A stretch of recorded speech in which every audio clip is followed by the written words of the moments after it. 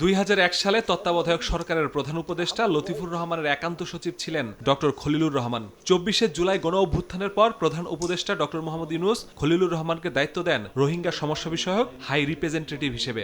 Myanmar সরকারের সঙ্গে আলোচনা করে এই প্রত্যাবাসন প্রক্রিয়া শুরু করা সম্ভব। এ দায়িত্বের পাশাপাশি ২০২৫ সালের এপ্রিলে খলিলুর রহমানকে দায়িত্ব দেওয়া হয় জাতীয় নিরাপত্তা উপদেষ্টার। দায়িত্ব নিয়ে রোহিঙ্গা সমস্যা সমাধান ছাড়াও দেশের আইন শৃঙ্খলা পরিস্থিতির উন্নতিতে নানা গুরুত্বপূর্ণ পদক্ষেপ রাখেন তিনি।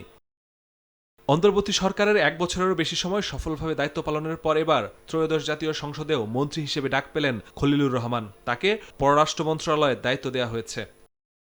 ১৯৭৭ সালে বিসিএস পরীক্ষায় পররাষ্ট্র ক্যাডারে প্রথম হন।